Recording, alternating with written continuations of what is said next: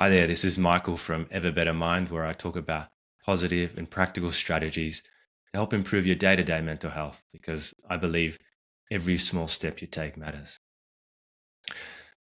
So, I've been in a bit of a low patch over the last few weeks, and usually when I'm in a low patch, feeling depressed, one of my distractions is my phone, which is probably something that's quite relatable to a lot of people. For me, it's about reviewing buying products, whether for myself or friends and family. I look at all the reviews, I spend a crazy amount on features and comparing products. It kind of feels like a productive distraction. But I've learned something recently that has changed my kind of outlook on that. And in this low patch, I've kind of tried to do something different that I was keen to share. To like oversimplify the neuroscience, our brains have two modes: focused and unfocused. Focus mode is when your mind is at attention, it's completing a task, responding to email, checking your phone. It's kind of lifting the weight, it's doing the work. Unfocused mode is when you're not paying attention.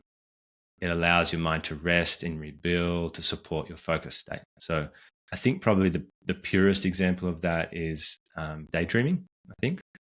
Or a kind of feeling when you're kind of walking maybe and your mind is just wandering. I think it's a good example perhaps.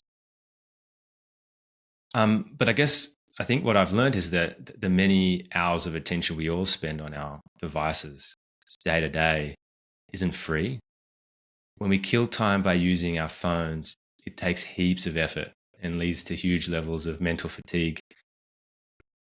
And there was a bit of an aha moment to me, that kind of fact that being on your phone at all is always lifting the weight. It's always taking effort. It's always work. It's that focused state. It's not resting every time you're on your phone.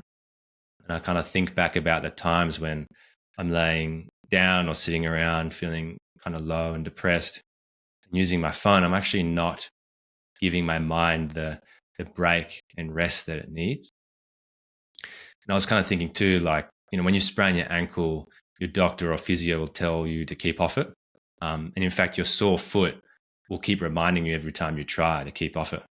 Whereas it's not as clear cut with mental health. It's not as obvious. You don't have that sore foot necessarily to stop you from walking. You can still pick up your phone and distract yourself, I think is the problem. Just like if you're walking on a sprained ankle and maybe perhaps delaying it. This is just my opinion here, but I can see why, especially if you're feeling low and depressed, using your mind and not realizing it might be a similar kind of thing. So something like I said, I've tried in this kind of low period for me is not to be on my phone. I've just put it away. I've realized that I'm not resting. It seems to have helped. I think it has. It certainly seems simpler. Like, when you're on holiday and you don't have access to your phone and you've switched off your work stuff, things feel simpler. Or even that time between Christmas and New Year's where everyone's away and everything seems simpler. It feels a little bit like that. And I think that's a good thing. So the takeaway here, probably more generally, is perhaps to not use your phone to fill in boredom gaps, to help let your mind rest. If you're waiting for a coffee, maybe don't go on your phone. But I think more importantly, if you are feeling low or depressed, maybe try to use your phone less to distract yourself.